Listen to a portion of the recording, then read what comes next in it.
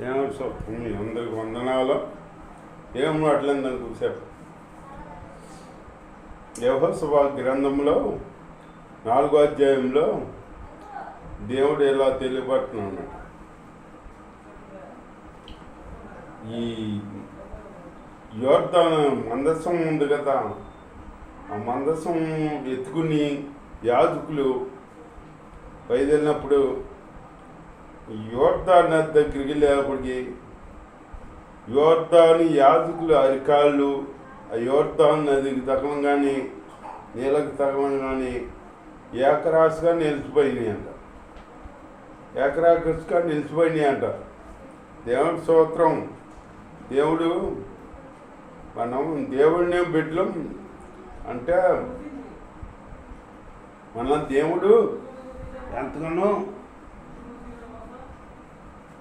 దేవుడు మన దేవుడు గొప్ప దేవుడు, అద్భుత కార్యాలు చేసే దేవుడు. ఆ దేవుడిని సేవిస్తున్నాం. మనం కూడా గొప్ప కార్యాలు చేయగలం. సేవించే దేవుడు చేస్తూ ఈ ఏకరాశిగా నిలబడిపోయినాయి అంట. నిలబడిపోతే ఈ దేవుడు యెహోషువతో ఇలా తెలియపరిచాడంట. యోర్దాను నది యాజకులు ఈ మందసం ఎత్తుకుని వెళ్ళినప్పుడు ఎక్కడైతే ఏకరాశిగా నిలబడిపోయినాయో అక్కడ తల ఒక రాయి తీసుకుని 12 గోత్రానికి ఒక రాయ అక్కడ తీసుకొచ్చి గుడారం మీరు ఎక్కడైతే నివసిస్తారో ఈ రేత్ర ఆ గుడారం కాడ నిలబెట్టమన్నారన్నమాట అని యెహోషువకి చెప్పాడు దేవుడు. యెహోషువకి అలా చెప్పాడన్నమాట. దేవుని స్తోత్రం. హల్లెలూయా. యెహోషువ ఈ ప్రజలకు చెప్పాడన్నమాట. ఈ యోర్దాను నది ఏకరాశిగా నిలబడిన కాడ అక్కడ నడుముని అక్కడ రాయి తీసుకుని ఆ రాయి ఎత్తుకొచ్చి తలకు గోత్రానికి ఒక రాయిని తీసుకొచ్చి వాళ్ళు గుడారం ఎక్కడైతే వేసుకుని ఉన్నారో ఆ గుడారం కాడ పెట్టమన్నాడు అనమాట, నిలబెట్టమన్నాడు అనమాట. ఆ దేవుడు యెహోషువకి చెప్పేటట్టు ఈ యెహోషువ విన్నాడు. యెహోషువ ప్రజలకు చెప్పాడు. ఈ ప్రజలు కాడ యెహోషువ చెప్పినట్టు విన్నారన్నమాట. అట్లాగేమంటే మనం ఒకరి మాట వినాలన్నమాట. నేపథ్యంగా ఉండాలి. దేవుని స్తోత్రం. హల్లెలూయా. అలా చేశారన్నమాట.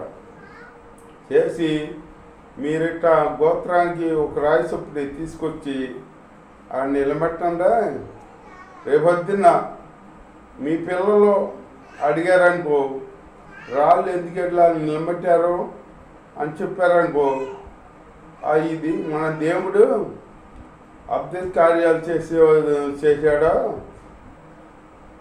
యాజకులు యోర్దాను నదికి బంధసం మోసుకున్న వెళ్ళినప్పుడు ఆ యోర్దాను నది ఏకరాశిగా నిలబడిపోయింది. ఆ గుర్తుగా ఈ రాళ్ళు ఇక్కడ పెట్టమన్నాడు దేవుడు. ఆ నిలబడిపోయిన దగ్గర రాళ్ళు తీసుకొచ్చి ఇక్కడ నిలబెట్టమన్నారన్నమాట. నిలబెట్టాం అని పిల్లలు చెప్పాలన్నమాట. పిల్లలు చెప్పాలి. అంతేగాని మనం పిల్లలకి అయ్యో చెప్పకూడదు, లోక మాటలు చెప్పకూడదు. మనము దేవుడి గురించి చెప్పాలి. మన దేవుడు ఇంత గొప్ప దేవుడు, ఇన్ని ఆశ్చర్యకార్యాలు చేసే దేవుడు. యోర్దాను ఏకరాశిగా నిలబెట్టాడు. ఎర్ర సముద్రాన్ని పాలు చేశాడు. ఎన్నో కార్యాలు చేసి మారాన్ని మధురంగా మార్చాడు. ఎన్నో అద్భుత కార్యాలు చేసి దేవుడు మన దేవుడు ఇశ్రాయేలు ప్రజలను ఐగుప్తు చరించి విడిపించాడు. మనకి ఎంతటి మనల్ని కాపాడుతున్నాడా అని పిల్లలకు చెప్పాలన్నమాట. అంతేగాని లోక ఉసులు లోకీతులు ముసలి ముచ్చట్లు చెప్పకూడదు పిల్లలకి. ఆత్మీయంగా వెతికింపజేయాలన్నమాట. దేవుని మాటలు చెప్పాలి, దేవుని మాటలు చెప్పి దేవుళ్ళో వెతికేదాన్ని చేయాలి. అంతేకాని మనం ఏది ఆ పిల్లలకి పిల్లలు ఏది అడిగితే అది ఇచ్చేసి వాళ్ళు అన్న ప్రకారం మనం వాళ్ళ ఇష్టానికి వదిలేసామనుకో, ఆ జీవితం వాళ్ళకి ఆఖరికి ఆ జీవితం వ్యర్థమైపోద్ది. వాళ్ళు శ్రమల్లో పడిపోతారు. మనం దేవుని ఎందుకు భయభక్తులు నేర్పాలి, వాళ్ళకే దేవుడు ఎందుకు భయభక్తులు కలిగి ఉండాలన్నమాట. అట్లా మనం చేయాలి. చిన్నప్పుడు తల్లిదండ్రి ఏది చెప్తే వాళ్ళు అది వింటారు వాళ్ళు. అంతేగాని మనం చెప్పకుండా వదిలేసామనుకో, పిల్లలేక ముద్దాడాలి అది దాన్ని పిల్లలు ముద్దాడవచ్చు, ముద్దాడవద్దంటలా. కాకపోతే ఆ ముద్దాడి వాళ్ళకి వాళ్ళ ఇష్టానుసారంగా మనం వదిలేసి బిడ్డలకు గారం చేసామనుకో, పెద్ద అయినాక నీకే శత్రువు అవుతారు. ఎవరికో కాదు, నీకే శత్రువు అవుతారు. రేపొద్దు నిన్నే తన్నే స్థితిలోకి వస్తారు వాళ్ళు. నిన్నే కొడతారు, నిన్నే ఎదిరిస్తారు. అట్లాంటి స్థితి వస్తుందన్నమాట. అట్లాంటి స్థితి రాకుండా ఉండాలంటే ముందు నుంచే బిడ్డల దేవుడి భయభక్తుల్లో పెంచాలన్నమాట. దేవుడి మాటలు చెప్పాలి, దేవుడి వాక్యం చదివేటట్టు మనం చేయాలన్నమాట. దేవుడి ప్రార్థన చేసుకునేటట్టు మనం అయితే మనం ప్రార్థన మాకరించి ప్రార్థన చేస్తే వాళ్ళు చేయాలి. నువ్వు మాకరించి ప్రార్థన చేద్దామనుకో, వాళ్ళు చేస్తారు.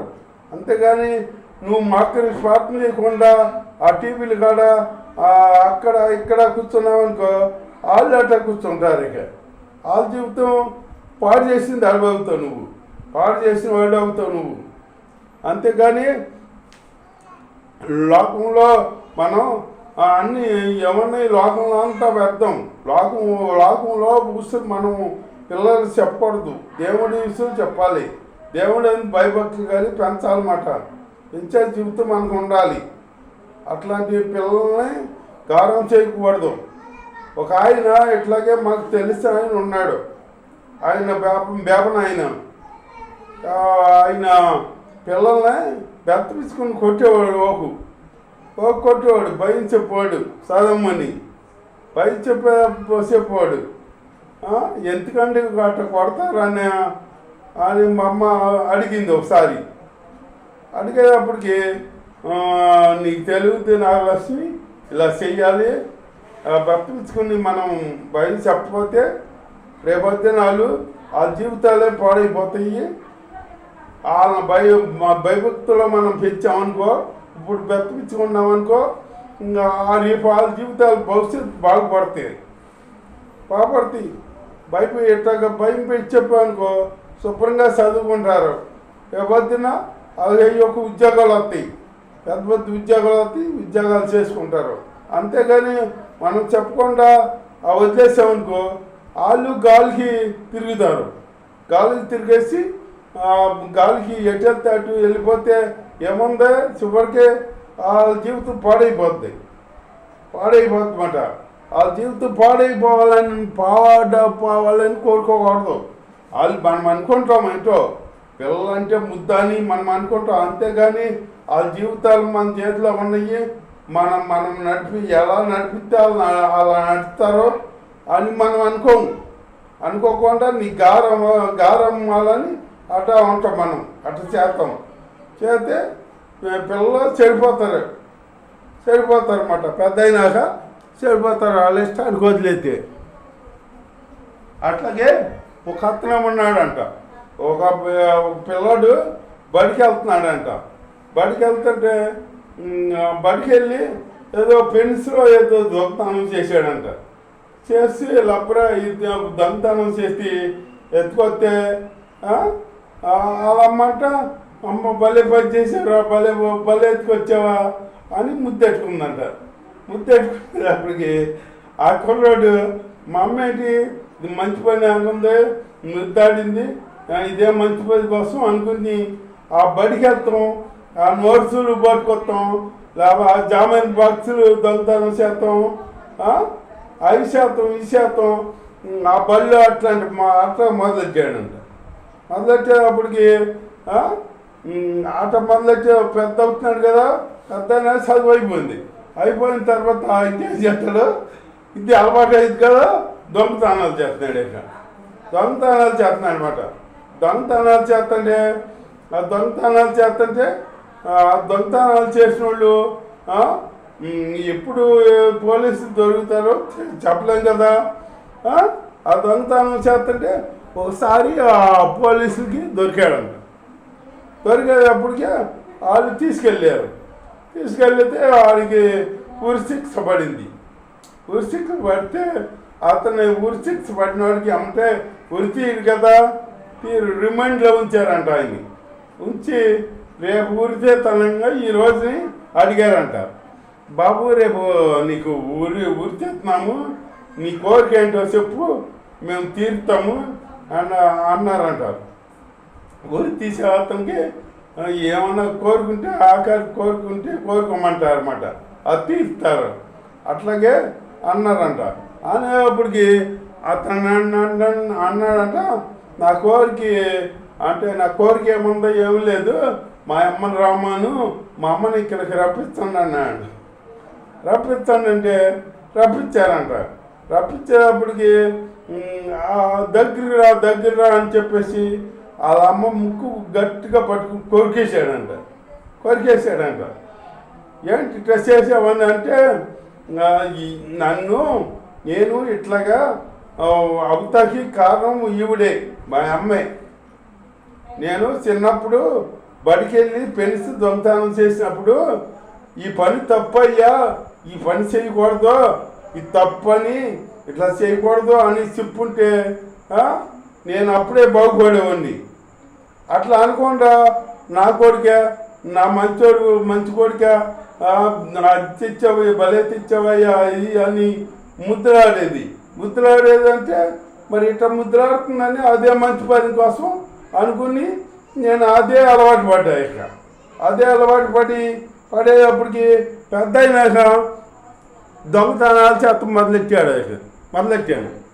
అందులో ఆ దొంగతనాలు చేసి చివరికి హత్యలు చేస్తుంటే హత్య చేసి మీకు దొరికిపోయాను. ఇట్లా శిక్ష పడింది. మా అమ్మ అప్పుడే నాకు చెప్పినట్టే ఈ గతి నాకు వచ్చేది కాదు అని చెప్పి అప్పుడు చెప్పాడంట. చెప్తేను అప్పుడు చెప్పి